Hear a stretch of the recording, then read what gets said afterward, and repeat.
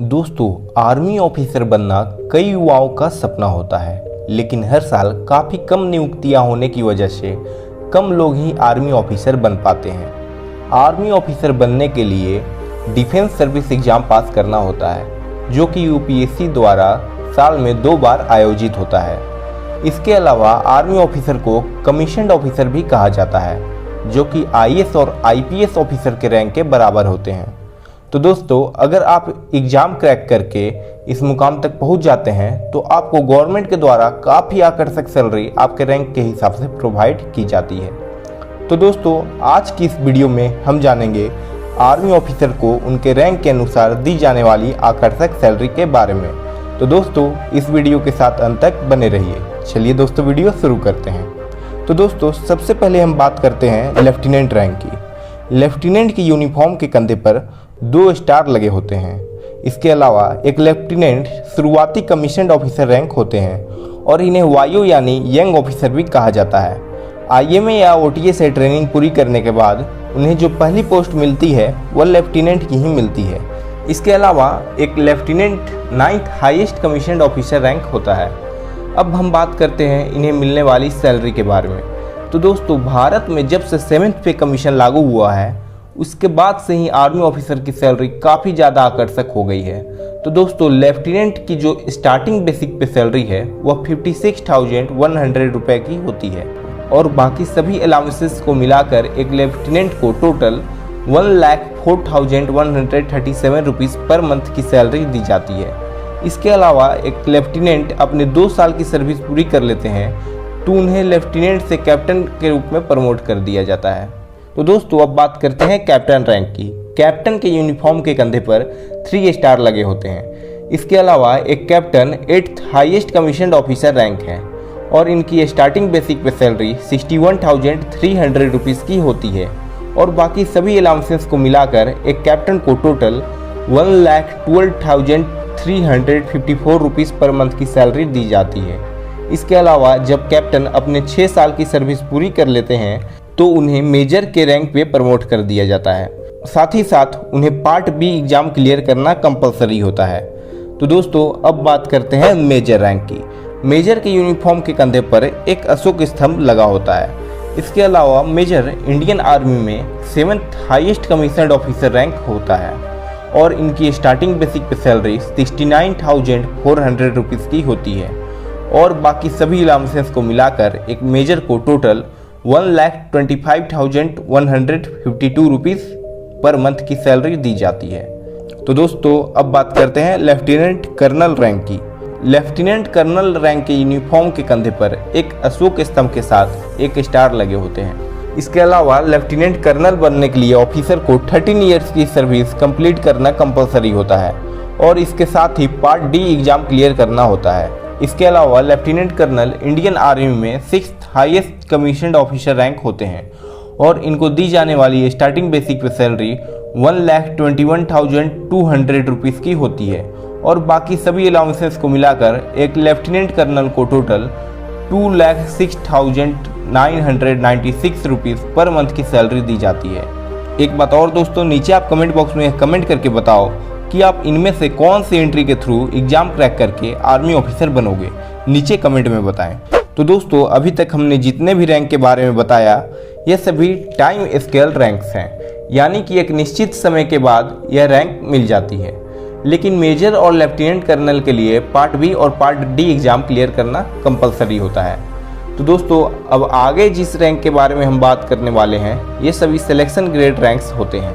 इसका मतलब यह है कि प्रमोशन के लिए ऑफिसर्स की मेरिट और एनुअल कॉन्फिडेंशियल रिपोर्ट को देखते हुए ही प्रमोशन मिलती है। तो दोस्तों, अब बात करते हैं कर्नल रैंक की। कर्नल के यूनिफॉर्म के कंधे पर एक अशोक स्तंभ के साथ 2 स्टार लगे होते हैं। इसके अलावा कर्नल एक सिलेक्शन ग्रेड रैंक होता है जो कि 15 ईयर्स की कमीशन्ड सर्विस पूरी करने के बाद ही उन्हें मिलती है। इसके साथ ही कर्नल को कमांडिंग ऑफिसर भी कहा जाता है और यह इंडियन आर्मी में 5th highest commissioned officer rank होते हैं और इनको दी जाने वाली स्टार्टिंग बेसिक पे सैलरी 1,30,600 रुपीज़ की होती है और बाकी सभी अलाउंसेस को मिलाकर एक कर्नल को टोटल 2,21,848 रुपीज़ पर मंथ की सैलरी दी जाती है। तो दोस्तों अब बात करते हैं ब्रिगेडियर रैंक की। ब्रिगेडियर के कंधे पर एक अशोक स्तंभ के साथ 3 स्टार लगे होते हैं। इसके साथ ही ब्रिगेडियर 1 स्टार रैंक होता है जिसे यूनिफॉर्म के कॉलर पर लगाया जाता है। इसके अलावा ब्रिगेडियर भी एक सिलेक्शन ग्रेड रैंक होता है और इसके साथ ही उन्हें ब्रिगेडियर रैंक पर सिलेक्शन पाने के लिए 26 ईयर्स की कमीशन सर्विस जरूरी होती है। और ब्रिगेडियर इंडियन आर्मी में 4th highest commissioned officer rank होता है और इनको दी जाने वाली स्टार्टिंग बेसिक पे सैलरी 1,39,600 रुपीज़ की होती है और बाकी सभी अलाउंसेस को मिलाकर एक ब्रिगेडियर को टोटल 2,36,068 रुपीज़ पर मंथ की सैलरी दी जाती है। एक बात और दोस्तों, अगर आप इस चैनल पर नए हैं तो चैनल को सब्सक्राइब करके बेल आइकन को प्रेस कर लें ऐसे ही नॉलेजेबल वीडियोस सबसे पहले देखने के लिए। तो दोस्तों अब बात करते हैं मेजर जनरल रैंक की। मेजर जनरल के यूनिफॉर्म के कंधे पर एक स्टार के साथ क्रॉस्ड बैटन एंड स्वॉर्ड लगा होता है। इसके साथ ही मेजर जनरल 2 स्टार रैंक होता है जिसे यूनिफॉर्म के कॉलर पर लगाया जाता है। इसके अलावा मेजर जनरल भी सिलेक्शन ग्रेड रैंक होता है और इन्हें सिलेक्शन पाने के लिए कम से कम 32 ईयर्स की कमीशन सर्विस कंप्लीट करनी होती है। इसके साथ ही मेजर जनरल इंडियन आर्मी में 3rd highest commissioned officer rank होता है और इनको दी जाने वाली स्टार्टिंग बेसिक पे सैलरी 1,44,200 रुपीज़ की होती है और बाकी सभी अलाउंसेस को मिलाकर एक मेजर जनरल को टोटल 2,27,836 रुपीज़ पर मंथ की सैलरी दी जाती है। एक इम्पॉर्टेंट बात और दोस्तों, मेजर जनरल से जनरल रैंक तक को MSP नहीं दी जाती है जिस वजह से उनकी अलाउंसेस में थोड़ी बहुत कमी हो जाती है। तो दोस्तों अब बात करते हैं लेफ्टिनेंट जनरल रैंक की। लेफ्टिनेंट जनरल के यूनिफॉर्म के कंधे पर एक अशोक स्तंभ के साथ क्रॉस बैटन एंड स्वॉर्ड लगा होता है। इसके साथ ही लेफ्टिनेंट जनरल 3 स्टार रैंक होता है जिसे यूनिफॉर्म के कॉलर पर लगाया जाता है। इसके अलावा लेफ्टिनेंट जनरल रैंक भी सिलेक्शन ग्रेड रैंक होता है और इन्हें इस रैंक पर सिलेक्शन पाने के लिए 36 ईयर्स की कमीशन सर्विस जरूरी होती है।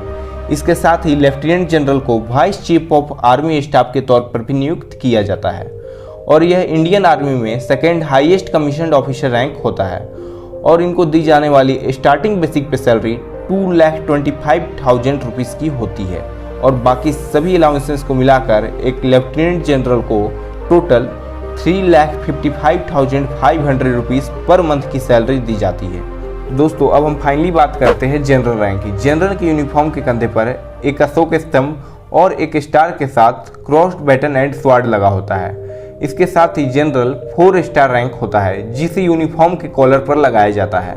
इसके अलावा जनरल भारतीय सेना की सबसे उच्चतम रैंक होती है और इन्हें चीफ ऑफ आर्मी स्टाफ भी कहा जाता है और इनको मिलने वाली स्टार्टिंग बेसिक पे सैलरी 2,50,000 की होती है और बाकी सभी अलाउंसेस को मिलाकर एक जनरल को टोटल 3,95,000 रुपीज़ पर मंथ की सैलरी दी जाती है।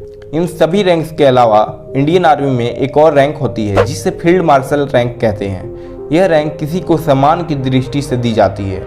हालांकि यह रैंक गिने चुने लोग को ही दी जाती है। अभी तक यह रैंक सिर्फ 2 लोगों को ही मिली है जिसमें कि एक है फील्ड मार्शल KM करियप्पा और फील्ड मार्शल सैम मानेकशॉ। हालांकि अब यह रैंक किसी को नहीं दी जाती। तो दोस्तों आज का हमारा वीडियो यहीं पर समाप्त होता है। अगर वीडियो अच्छा लगा हो तो इसे लाइक करें और चैनल को सब्सक्राइब करके बेल आइकन को प्रेस कर लें। चलिए दोस्तों मिलते हैं अगले वीडियो में, तब तक के लिए जय हिंद, वंदे मातरम।